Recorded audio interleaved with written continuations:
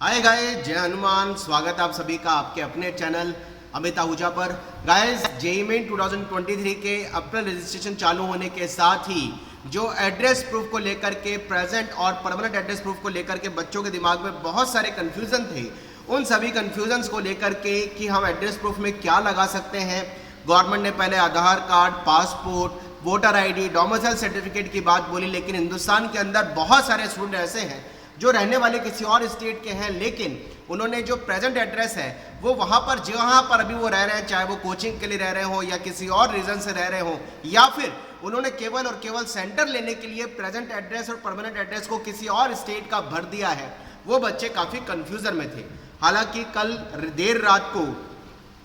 NTA की तरफ से काफ़ी सारे एफएक्यू रिलीज किए गए। उन एफएक्यूज के अंदर मेंशन किया गया कि किस किस डॉक्यूमेंट्स को बच्चा आधार कार्ड, पासपोर्ट, वोटर आईडी और डोमिसाइल के अलावा प्रेजेंट एड्रेस की तरह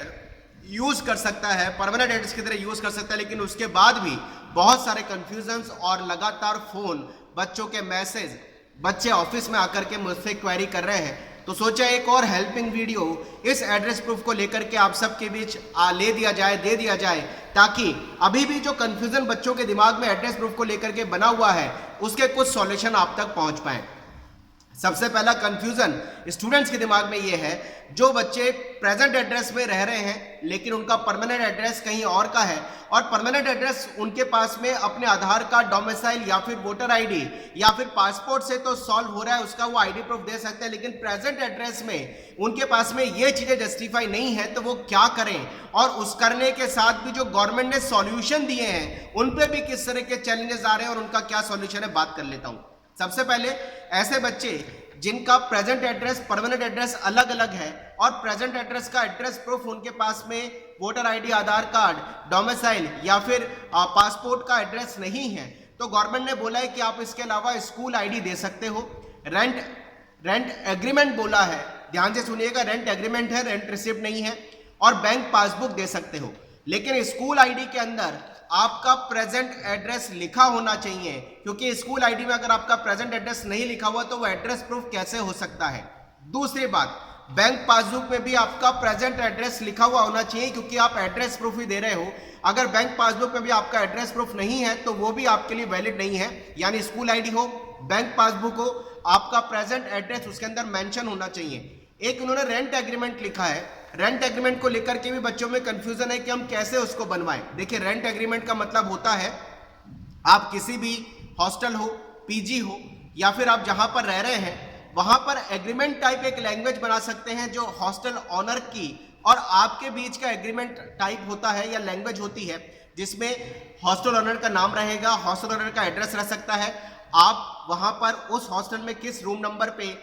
रेंट कितना दे करके उस पर्टिकुलर कितने टाइम के अंदर वहां पर आप रह रहे हैं, ये हॉस्टल ओनर आपको लिख के देगा कि आपके बच्चा सो एंड सो बच्चा इस टाइम से इस टाइम तक इस एग्रीमेंट पे या पर रूम के हिसाब से या फिर उस रूम के हिसाब से पर मंथ के हिसाब से इतने रेंट पे यहाँ पर किराया दे करके रह रहा है। और ये एग्रीमेंट है जो हमारे दोनों की नॉलेज में बिल्कुल सही है, जिसमें आपके सिग्नेचर होंगे और हॉस्टल ओनर के सिग्नेचर होंगे। रेंट की बात इसलिए कह रहा हूं क्योंकि रेंट एग्रीमेंट का मतलब होता है कि कितने रेंट का आपका एग्रीमेंट हुआ है, कितने स्पेसिफिक टाइम के लिए आप उस पर्टिकुलर प्लेस पे रह रहे हैं। अगर वहां पर वो रेंट नहीं लिख पा रहे हैं तो भी वो ये मेंशन जरूर करें कि बच्चा यहां पर रेंट में, अगर रेंट का अमाउंट नहीं लिख पा रहे, मैं आपसे ये कहना चाह रहा हूं, अगर वो रेंट का अमाउंट नहीं लिख पा रहे एग्रीमेंट पे, तो ये लिख सकते हैं कि बच्चा यहां पर इतने समय से इतने समय तक इस रूम नंबर में इस पर्टिकुलर एड्रेस पर रेंट लेकर के हमारे रेजिडेंशियल एड्रेस पे रह रहा है, और जिसमें आपके और उसके सिग्नेचर हो सकते हैं हॉस्टल ओनर के। और ये रेंट एग्रीमेंट को कहीं ऐसा मेंशन नहीं किया गया है कि वो किसी एफिडेविट पे हो। वैसे एग्रीमेंट जो होता है ये एक एफिडेविट यानी नोटरी के वे स्टाम्प पे ही होता है। अगर नोटरी के स्टाम्प पे बनवाने तो बढ़िया, नहीं बनवा रहे तो सिंपल पेपर पे भी आप बनवा रहे हैं रेंट एग्रीमेंट, तो ये चल सकता है। हालांकि एग्रीमेंट जहां वर्ड यूज होता है वहां पर ये मेंशन होता है ऑटोमेटिकली कि वो किसी पर्टिकुलरली स्टाम्प पेपर पे हो तो ज्यादा जस्टिफाई होता है, लेकिन अगर नहीं है तो कम से कम सिंपल पेपर पर लिखा रहे और वहां पर रेवेन्यू स्टैंप लगा करके वो सिग्नेचर कर दें तो बहुत अच्छा है कि इस समय से इतना रेंट इस बच्चे से लिया गया है जिसका एग्रीमेंट हुआ है, और वो सिग्नेचर रेवेन्यू स्टैंप पे कर दे तो वो भी वैलिड होगा। दूसरी इंपॉर्टेंट बात, जो बैंक पासबुक और मैं स्कूल आईडी कह रहा हूं जो उन्होंने प्रेजेंट एड्रेस के तौर पर एज ए ऑप्शन दे दी है, वहां पर आपका प्रेजेंट एड्रेस लिखा होना जरूरी, क्योंकि हम उसी के लिए ही एड्रेस प्रूफ देने जा रहे हैं। लेकिन अगर किसी स्टूडेंट के पास में ये भी नहीं है तो वो एक एफिडेविट बनवा करके भी फॉर्म को भर सकता है, और उस एफिडेविट में ये क्लियर लिखा हुआ है कि बच्चा पर्टिकुलरली जिस जगह पे रह रहा है और कितने टाइम के लिए रह रहा है, ये उस एफिडेविट में वो मेंशन करे। और एफिडेविट जो होता है ये स्टैंप पेपर पे ही होता है, क्योंकि एफिडेविट का नाम बेसिकली है ही यही कि वो पर्टिकुलरली एक स्टैंप पेपर पे हो। आजकल 10 रुपए के स्टैंप पेपर जहां तक मेरी नॉलेज में नहीं बनते, 50 रुपीज के स्टैंप पेपर बच्चा बनवा सकता है, और उसमें वो लिख सकता है कि मैं शपथ पूर्वक घोषणा करता हूं कि मैं पर्टिकुलरली इस जगह पर इतने स्पेसिफिक टाइम के लिए रेंट लेकर के रह रहा हूं, और उपरोक्त दी गई जानकारी मेरी नॉलेज में बिल्कुल सही है। और वो नोटरी किए हुए स्टैंप पेपर पर या जो नोटरी किए हुए जो कोर्ट की अथॉरिटी होती है उनके सिग्नेचर किए हुए नोटरी किए हुए स्टैंप पेपर पर इसको बना करके सेल्फ डिक्लेरेशन बोल दीजिए, सेल्फ एफिडेविट बोल दीजिए। गवर्नमेंट ने पहले डिक्लेरेशन कहा था लेकिन उसको चेंज करके एफिडेविट कर दिया ताकि उसका फॉर्मेट और अच्छा रिलायबल हो जाए और अच्छे तरीके से वो फॉर्मेट एफिडेविट के फॉर्मेट में चला जाए। तो 50 रुपीज के स्टैंप पेपर पे आप एफिडेविट बना करके दे सकते हैं। अगर आपके पास किसी तरह का कोई डॉक्यूमेंट नहीं आ रहा है, यानी बैंक पासबुक आपके पास पर्टिकुलरली प्रेजेंट एड्रेस के नहीं है, आपके पास स्कूल आईडी में प्रेजेंट एड्रेस नहीं है, रेंट एग्रीमेंट आपका नहीं बन पा रहा किसी भी रीजन से, तो आप एफिडेविट दे सकते हैं। एफिडेविट में 50 रुपए के स्टैंप पेपर बना के देते तो थोड़ा कंफर्टेबल लगता है, और उसमें सारी इंफॉर्मेशन सेट लैंग्वेज होती है एफिडेविट की, वो किसी भी आप नोटरी के हुए पर्टिकुलर पर्सन पर जाएंगे या किसी लीगल बंदे से, आप किसी वकील से बात करेंगे तो वो आपको पर्टिकुलरली कैसे आपका एफिडेविट बन सकता है जिसमें आपका स्पेसिफिक टाइम और आप किस स्पेसिफिक प्लेस पे रह रहे हैं ये मेंशन होना जरूरी है।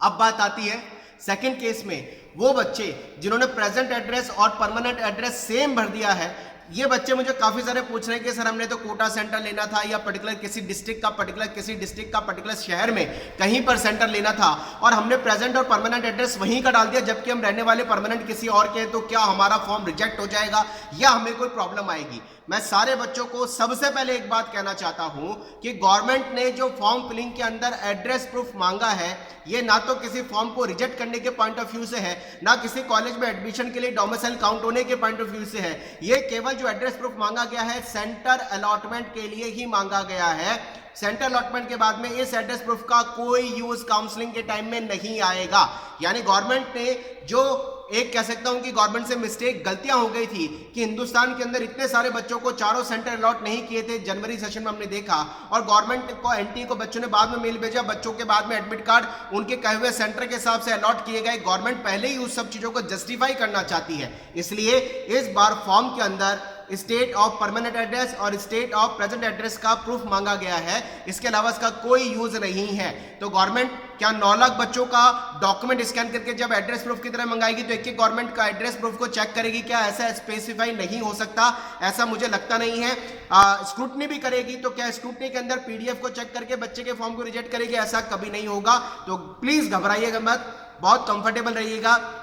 ये एड्रेस प्रूफ आपके काउंसलिंग के टाइम में कोई भी काम नहीं आएगा, क्योंकि home state quota, state quota of eligibility जहां से बच्चा 12th करता है वहां से मिलता है, और ऑल इंडिया कोटा उसके ऑल ओवर इंडिया में एनआईटी के हिसाब से 50% सीटों मिलता है, और होम स्टेट कोटा मार्कशीट के हिसाब से जस्टिफाई होता है क्योंकि मार्कशीट में आपका स्कूल का एड्रेस और स्कूल का स्टेट लिखा रहता है। तो उसमें परेशान पहली बात नहीं होना है, ये केवल एक फॉर्म को कंप्लीट करने की फॉर्मेलिटी है। इसलिए गाइस आप परेशान मत होइएगा। अगर आप रहने वाले कहीं और के हैं और आपने सेंटर्स को देखते हुए दोनों एड्रेस जो है प्रेजेंट परमानेंट आपने प्रेजेंट एड्रेस की तरह भर दिए, तो आप एक डॉक्यूमेंट लगाइए प्रेजेंट एड्रेस और परमानेंट एड्रेस का प्रेजेंट एड्रेस की तरह। और जिन बच्चों का प्रेजेंट और परमानेंट एड्रेस एक ही है उनको तो कोई भी एक आईडी प्रूफ देना है, चाहे वो आधार कार्ड हो, डोमिसाइल हो, वोटर आईडी हो, इवन तक वो उसके पास में बैंक पासबुक भी हो या फिर उसके पास में गवर्नमेंट कोई भी वैलिड आईडी प्रूफ हो और उसका उसमें एड्रेस एग्जैक्टली उसके भरे हुए एड्रेस से मैच होता है, वो उसको देना है। तो 3 कंडीशन, पहली कंडीशन प्रेजेंट परमानेंट एड्रेस अलग अलग है तो दोनों की फाइल को मर्ज करिए। जैसे मैंने बताया प्रेजेंट एड्रेस में आप सो एंड सो प्रूफ दे सकते हैं जो मैंने अभी बताया। दूसरी कंडीशन, आप रहने वाले हिंदुस्तान में कहीं के भी हैं लेकिन प्रेजेंट एड्रेस परमानेंट एड्रेस भले ही आपने प्रेजेंट एड्रेस का भले आपने प्रेजेंट एड्रेस का भर दिया है, आप उसका प्रेजेंट एड्रेस का प्रूफ दीजिए, घबराइए मत। तीसरी कंडीशन, आपका प्रेजेंट एड्रेस परमानेंट एड्रेस अलग अलग है तो प्रेजेंट एड्रेस परमानेंट एड्रेस आपका सेम है तो आपको एक ही एड्रेस प्रूफ को देना है। और यहां पर इन्होंने एक चीज और लिखी है कि अगर किसी बच्चे का प्रेजेंट परमानेंट एड्रेस जो है वो पर्टिकुलरली जहां पर रह रहा है, अगर उसके पास ये भी डॉक्यूमेंट अगर अभी भी स्पेसिफाई नहीं है तो वो किसी भी गार्जियन के यहाँ रह रहा हो, पेरेंट्स यानी मदर फादर के यहाँ पर वो साथ में रह रहा हो, तो वो उनका भी आधार कार्ड हो, वोटर आईडी हो, पासपोर्ट हो, इवन तक डोमिसाइल सर्टिफिकेट हो जिससे उनका परमानेंट एड्रेस जस्टिफाई होता हो, वो दे सकता है। यानी यहां लिखा गया है, अगर आप देखेंगे, can a certificate from guardian father mother to be used and address proof of present और परमानेंट, तो ये लिखते हैं केवल in case guardian mother father got transfer in another city and candidate is staying with them। अगर बच्चे के parents का कहीं ट्रांसफर हो गया है और या फिर पेरेंट्स कहीं और रह रहे हैं, बच्चा अपने गार्जियन के साथ रह रहा हो या पेरेंट्स के साथ रह रहा हो और उसके पास में ये आईडी प्रूफ नहीं है, तो वो अपने पेरेंट्स के आईडी प्रूफ को देके भी फॉर्म को, एड्रेस प्रूफ को देके, सॉरी आईडी प्रूफ नहीं, पेरेंट्स के एड्रेस प्रूफ को देके भी फॉर्म को भर सकता है। तो प्लीज परेशान मत होइएगा एड्रेस प्रूफ को लेकर के। ये थोड़ा सा गवर्नमेंट का एक नॉर्मल प्रोसेस उन्होंने बोला कि हमने केवल सेंटर अलॉटमेंट के टाइम में ये देखना है कि प्रेजेंट एड्रेस परमानेंट एड्रेस को देख करके जो बच्चों ने 4 सेंटर भरे हैं हम उसको बहुत सहूलियत से, बहुत ध्यान से दे पाए। अगर हम 4 सेंटर्स के अलावा हम किसी बच्चे को वो 4 सेंटर नहीं दे पा रहे हैं तो हम उसका देखेंगे कि बच्चा अभी कहाँ रह रहा है और बच्चा रहने वाला कहाँ का है, उसके अकॉर्डिंग हम उसको सेंटर को जस्टिफाई कर पाए, ये इनका कहना है, इसलिए एड्रेस प्रूफ को मांगा गया है।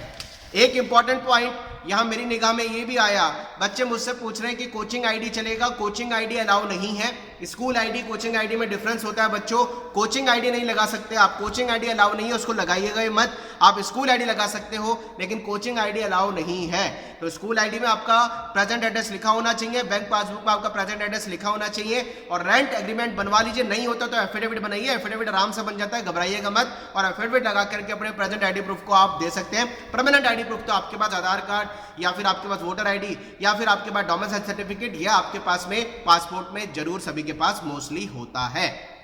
ये सब तो सॉल्व हो गया। एक इंपॉर्टेंट पॉइंट गवर्नमेंट ने यहां ड्रॉप क्वेश्चन के लिए लिखा है जो मैं थोड़ा सा आपको स्पेसिफाई करता हूं। आप सभी जानते हैं कि जेईई मेन के अंदर सेक्शन 1 सेक्शन 2 दोनों होते हैं। सेक्शन ए सेक्शन बी इसको बोला जाता है। सेक्शन ए में आपके मल्टीपल करेक्ट आंसर जिसको एमसीक्यू बोला जाता है, सेक्शन बी में आपके numerical value based question integer nearest integer तक जो आपको देने होते हैं। यानी यहां ये बोला है कि जो ड्रॉप क्वेश्चन किया जाएगा अगर वो सेक्शन ए में ड्रॉप किया जाएगा तो सारे बच्चों को नंबर मिलेंगे चाहे वो बच्चा क्वेश्चन अटेम्प्ट करे या नहीं करे। और सेक्शन बी के लिए बोला है जो numerical value based question integer type होते हैं कि उसी बच्चे को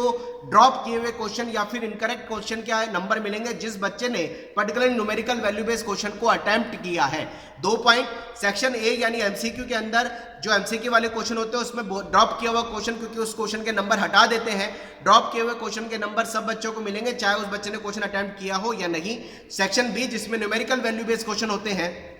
उसमें कोई क्वेश्चन अगर ह्यूमन एरर से या टेक्निकल एरर से गलत होता है तो उसमें उस बच्चे को नंबर मिलेंगे सेक्शन बी में जिस बच्चे ने उस क्वेश्चन को अटेम्प्ट किया है। तो गाइस अभी के लिए इतना ही। कमेंट बॉक्स में जरूर लिखिए ये वीडियो से आपकी जो एड्रेस प्रूफ को लेकर के इतना कंफ्यूजन अभी बना हुआ था बच्चों में वो सॉल्व हुआ या अभी भी आपके दिमाग में कोई कंफ्यूजन है तो जरूर लिखिए। मैं पूरी कोशिश करूंगा आपके सारे क्वेरीज के आंसर सॉल्व करने की और लगातार आपके बीच हेल्प करते रहेंगे। चैनल पर नए तो जरूर सब्सक्राइब कर ले क्योंकि यहाँ पर छोटी से बड़ी इंफॉर्मेशन आपको ऑथेंटिक वे में लगातार यहाँ मिलती रहेगी। Wish you all the best, मेहनत करते रहिए। जय Hanuman, bye bye, thank you very much.